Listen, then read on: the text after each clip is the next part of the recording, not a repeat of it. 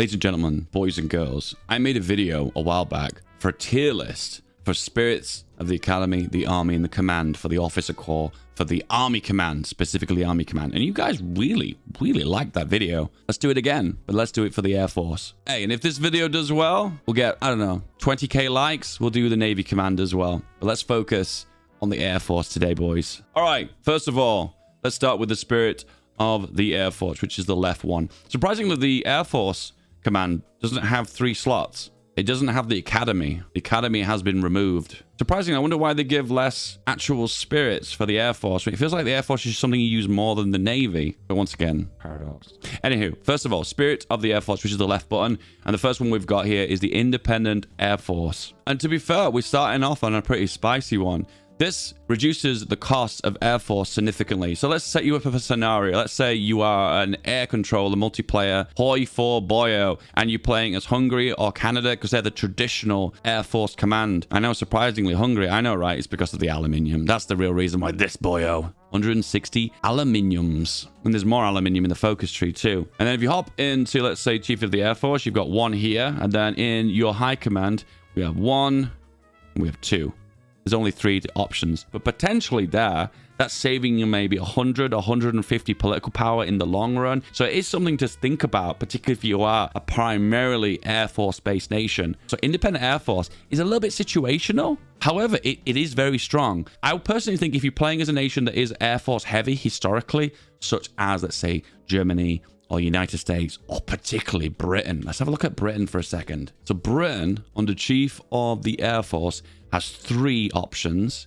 And under the High Command, we have 1, 2, Navy, naval bombing. Is that considered Navy or that considered Air Force? I actually don't know. It's either 2 or 3. Once again, good bang for your buck. Potentially can save you 100 to 200 political power. However, the problem with this focus is you don't stay on it permanently. It's going to be one of those you hop onto. You'll select your High Command or your Chief of the Air Force, and then you'll leave it. So for the most part, it is, once again, situational. The Independent Air Force is going to be considered A tier. I think for the most part, compared to some of the spirits you're going to get, it is up there. It is one of the better ones, the ones that actually give you decent bonuses. But overall, it's situational. So unfortunately, you're only going to use this once and move on to something else. And there are only certain nations that will benefit from it. So it is an A tier. Next up, we have Industry Liaisons. Am I pronouncing that right? Liaisons. Liaisons. Wow, I never even knew that, guys. So we've got aircraft research speed plus 15%. That's actually a decent bonus too. 5% is kind of like meh. 10% is okay, we're getting all right there. And 15% is like, wow, this actually starts to feel kind of worth it. Once again, it's one of those ones that you're only going to benefit one if you're in primarily Air Force based nation. However, this is going to cost you 50 air XP. And I feel like you're not really going to get your money's worth from this. So for instance, let's say Independent Air Force, you gain your political power back. So you put in air XP, which you gain a lot of anyway, for instance, if you go to the Spanish Civil War. But the plus side to that is you gain political power back. But with this one, all you gain is research time back. And 15% isn't too bad, but when are we going to actually even need those extra research slots? The only time I'm going to say this is going to be worthwhile is if you are rushing towards, like, say, Fighter 2 or Fighter 3, for instance, and you want to get ahead of time. That's the only time I can really think that'll be useful. So in the chat just said, this spirit does not apply to modules, sadly. It only applies to the engine. In my mind, initially going in, I was just thinking of chassis. And I think to myself, wow, if this included modules as well, that would be pretty awesome too. Man, this is not very good at all. Oh my God, am I getting completely wrong here? Guys, clear this up for me right now. Has anyone actually checked this? Okay, so there's a lot of confusion with this one, whether it applies to modules or chassis or both or only one or the other. Regardless, I think for all the things you could put your money into for aircraft design, I think this is probably one of the weakest, and this is going to be a C tier. In all fairness, I'm probably going to rank this even lower in future because this isn't very useful in the long run. So everyone's in the chat spamming only chassis, only chassis. So for the most part, I feel comfortable with C. Leaning towards D though. Next up, effective training programs. Experience plus 25%. So 25% is a massive amount. Nothing beats a good education. This feels like one of those focuses you would go for as the allies. So you would exercise your planes indefinitely, which has a downside to it as well because you're going to take more air accidents. But overall, you're going to gain 25% more XP. You don't gain much air XP from training them anyway. But for Air Force, you gain very little. And 25% of barely anything is still not a massive amount, even though 25% is a big number. Overall, this is really, really bad. To be fair, the only time this would be worth it is if they scaled it up to 100%. At the minute, they need to either do two things. They need to massively scale up how much air XP you get from exercising your air wings, or this effective training program needs to be quadrupled. It needs to like plus 100% more air XP. I'm still going to go in this case with a C tier. Anyway, next up, the Branch Independent Spirit. This gains you ticking air experience of 0.1 daily and Air Force intelligence to others minus 5%. God, these are stats you just rarely even look into usually. So, how much do you gain for a Chief of the Air Force? 0.3. Right. So this will gain you a quarter of the Chief of the Air Force. Oh, that's not very good. But I suppose it's something, I guess. I suppose the problem with this, the problem with this is this costs you air XP to get it, 50 air XP to gain air XP back. It's kind of a long-term investment thing. Like people go for silent work cost to gain political power. Say in the chat, 500 days to pay off the cost. Wow. So that just is not worth it.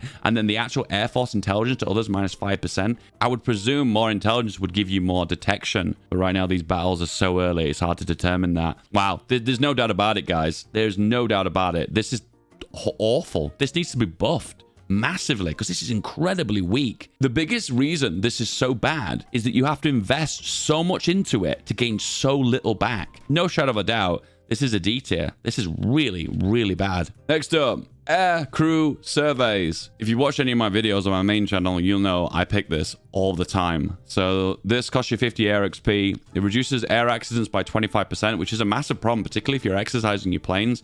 And 25% is not a small amount. That's huge. On top of it as well, it makes your air doctrines 15% cheaper, which basically allows you to speed through all the air doctrines before 1939. There's a chance that this actually might be too powerful.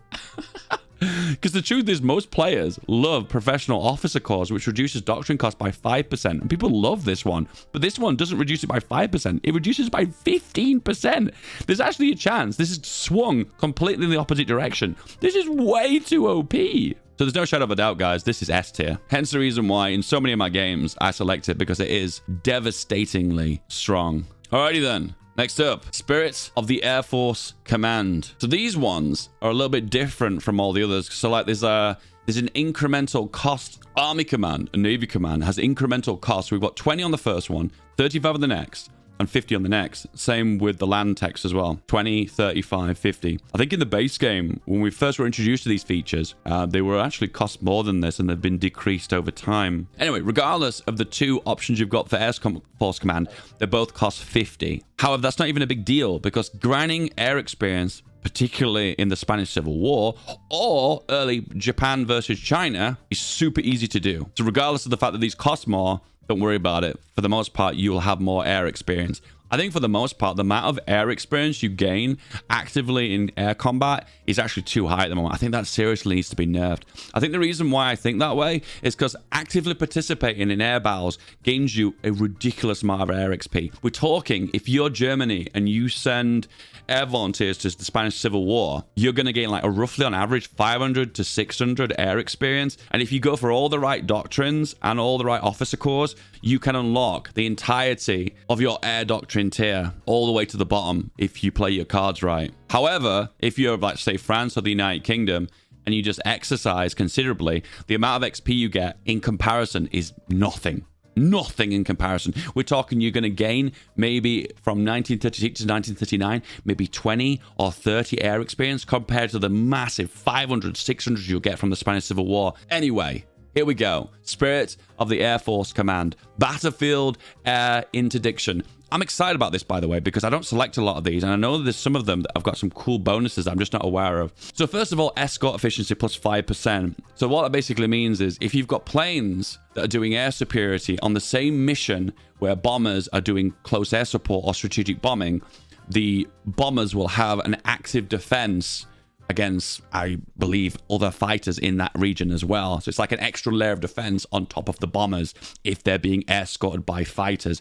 5% though is a little bit small compared to 25% that you get under strategic destruction. God, that's not really a comparison. It's such a small amount, isn't it? So I don't even think we can even have a conversation about that. 5% is just so small. Ground attack factor plus 5% does feel better, though.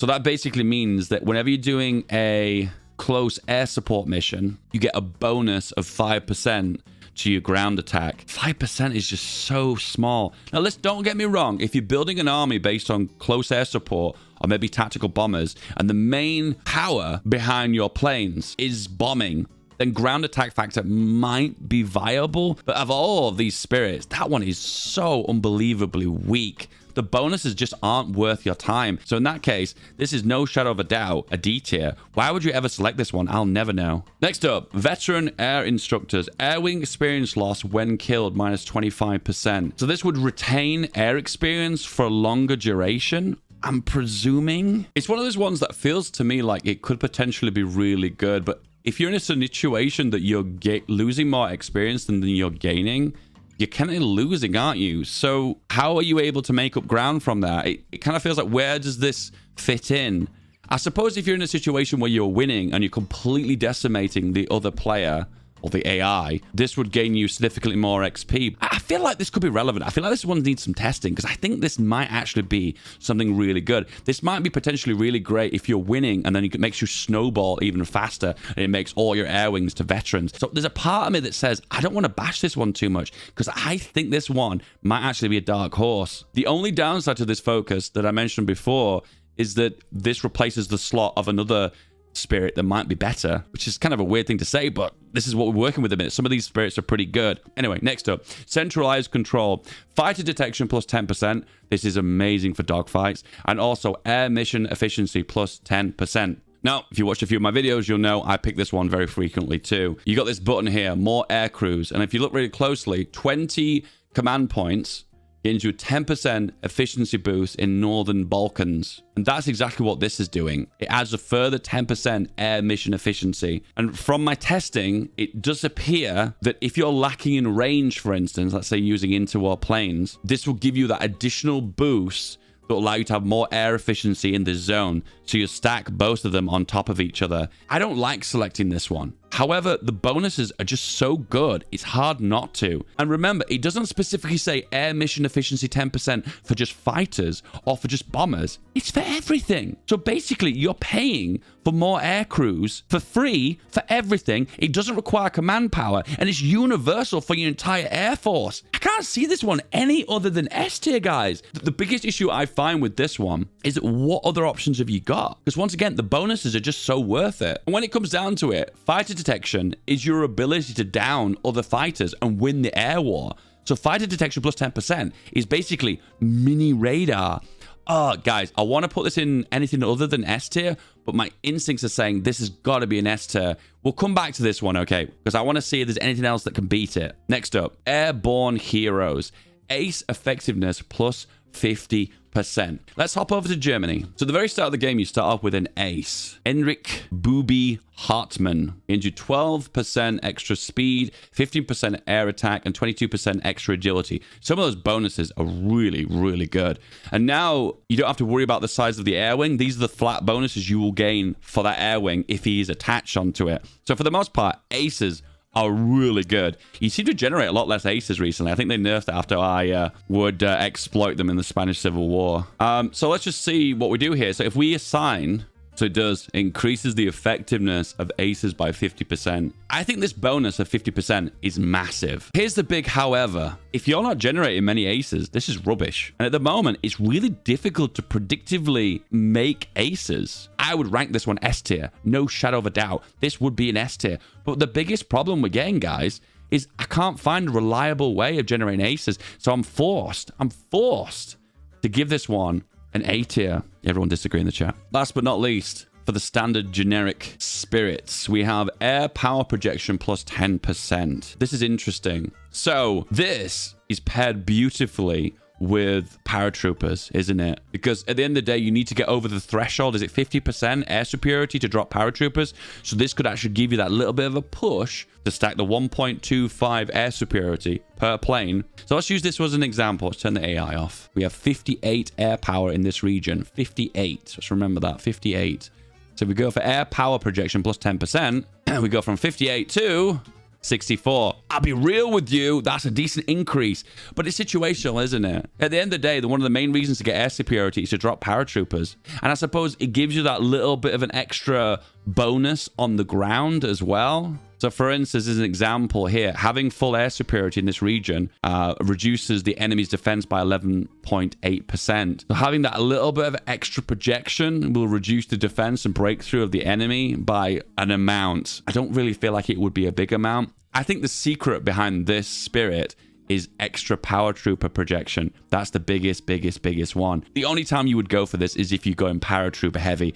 And personally, one of the reasons I don't go heavy on paratroopers very often is because I find them a bit fiddly. I wish there was a hotkey for it. I pray to the Paradox gods. Listen to me. I'm talking to you, looking you in the eyes. You, Paradox developer. Hotkey for paratroopers. Good idea, right? To be fair, one of the big features for Hearts of Iron 4 that is desperately needed is a way to change your key bindings. So desperately needed. For instance, here's an example. So I'll be like, oh, I'm going to really cool. I'll assign air theater for here. I'm going to assign my air theater. But get this, guys. I'm going to tell my close air support to press X for the hotkey to do close air support. But get this, guys. X is also the same hotkey for unassigned theaters. Why? There you go. Look, remove selection from air group. How dumb is that? Honestly. So the same hotkey for remove selection from air group is also the same hotkey to start a close air support mission. How stupid is that? How dumb is that? No Spirit of the Air Force left? Nope. We've got more. And they are locked behind the first doctrines for the Air Force. So let's do strategic destruction to begin with. So it unlocks 2 new ones. We have industrial destruction. And it's interesting, it's got like the underscores on here. So this makes large airframe designs 75% cheaper. I'll be real with you. Anything that reduces the cost of airframes or ship chassis or tank chassis are just not worth it, because designing the equipment for these doesn't even cost that much XP anyway. And because you've got an abundance of air experience, this is probably one of the weakest ones of them all. So that second one is rubbish. And heavy aircraft research plus 5%?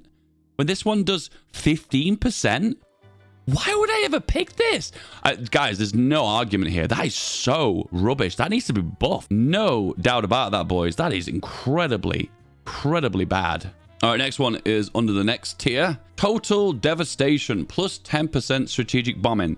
And this one isn't too bad, because if you are stacking lots of strategic bombing, as you tend to do when you're making strategic bombers, I feel like an extra 10% is actually a decent amount. So if you look at the doctrines too, what we got here, we've got 30% here, and then at the very bottom, there's extra another 20%. So I suppose if you're trying your absolute best to stack as much as you can, on top of the 30% and the 20%, I suppose it's going to be decent, I suppose. I have a funny feeling if you make a strategic bomber now that stacks as much strategic bombing as possible, that you potentially could do an amount of devastating amount of bombing damage. An extra 10% on top of that is just kind of adds extra insult to injury, doesn't it? And to the most part, it's not great, but it's okay if that's what you're going for. He's going to say niche, so we're going to go for B tier, which seems to be the niche tier. B tier is the niche tier, right? We're going to do battlefield support now. What do we have here? We have dive bombing. Plus 5% CAS research speed. What does that even mean? CAS research speed? What is a CAS? Is it the chassis? Am I getting chassis 5% research quicker? I don't know. When there's 15% here, so what's the point of the 5%? I don't even know. Also makes small CAS airframes 75% cheaper and small CAS carrier airframes 75% cheaper. God, this is so bad. There's no doubt about it, guys. That is another D tier. The bonuses are just so rubbish for CAS research. What is CAS research? I don't know, though, because there is no CAS anymore. They removed CAS from the game. CAS is something you design with the chassis of the existing planes. Once again, why would you blow 50 air XP on this to get basically nothing and also use it one of the slots here? God, it's so bad. It's so bad. And also we gain continuous strike. Ooh, this one's interesting. Air support mission efficiency plus 25%. Ooh, that's a big number, 25%. So it's not power projection, it's air mission efficiency 25%. I have a funny feeling this is strong. This is it. Air support mission efficiency. Improved tactics for planes doing close air support, resulting in increased agility in dogfights. Paragraph comprehension simulator at 100%.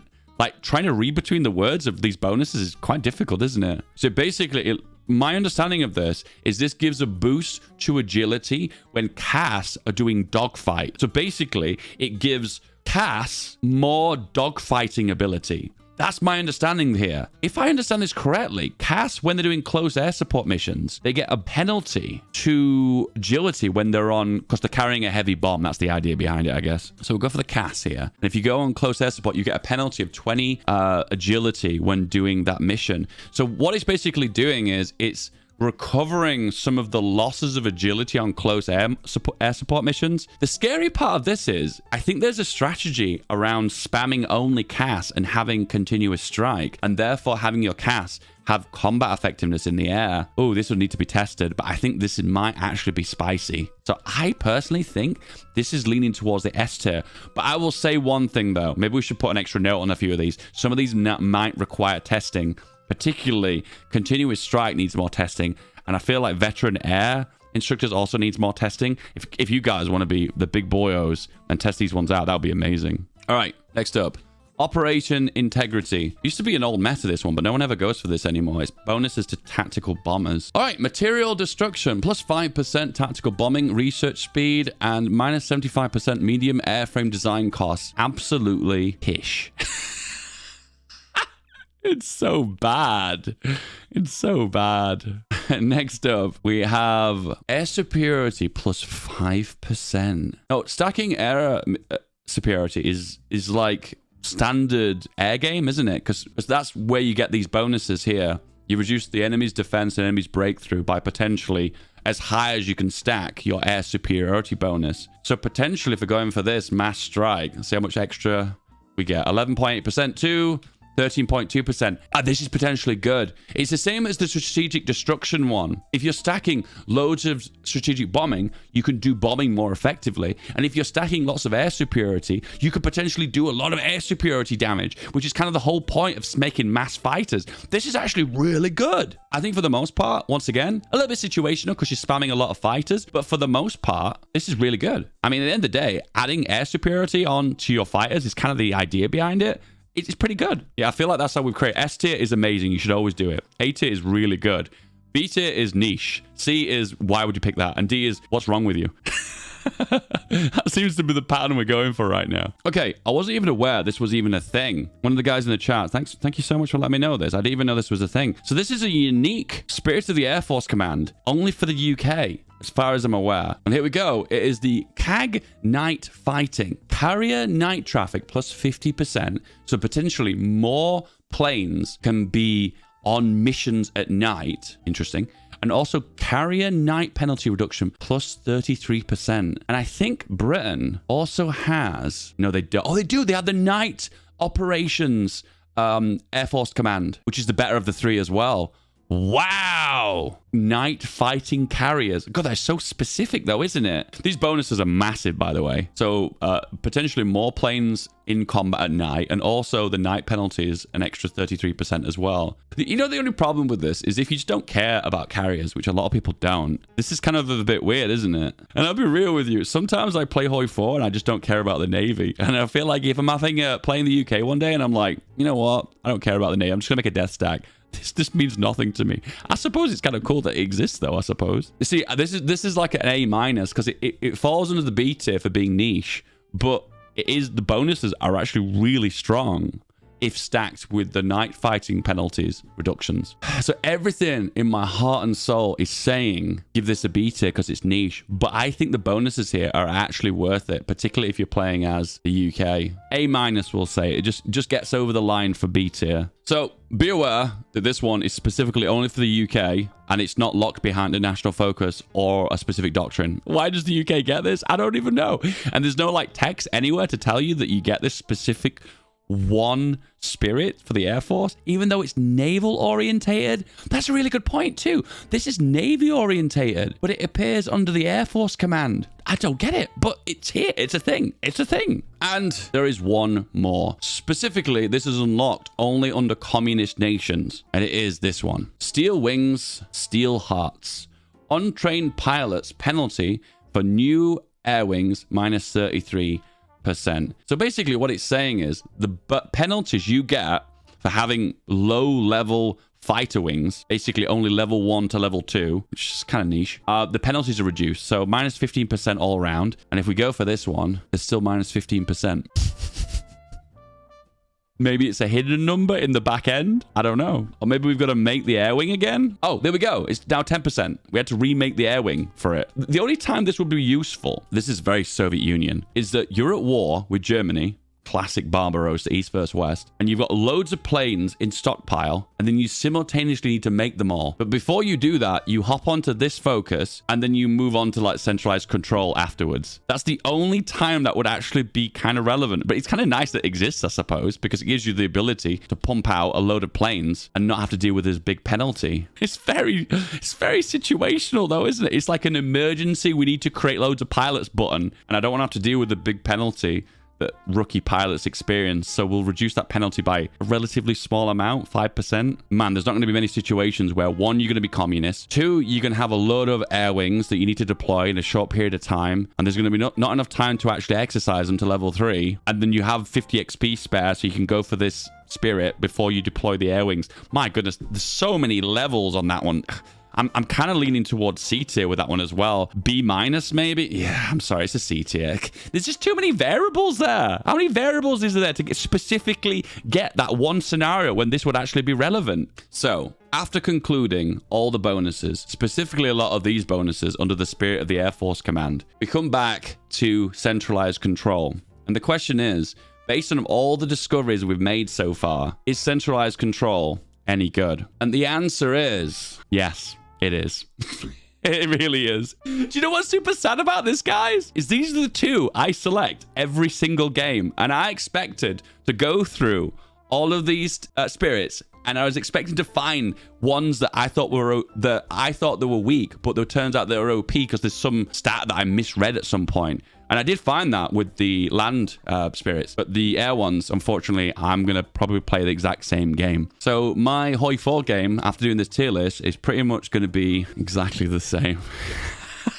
If you want to see a tier list for the Navy, 10k likes on this video, and we'll do a Spirits of the Navy tier list. Don't forget to like and subscribe. I love you. Whoa, what's this here? This is the next video. Give it a click. I know you'll love this video. This one is yours. Click it. Now, click it.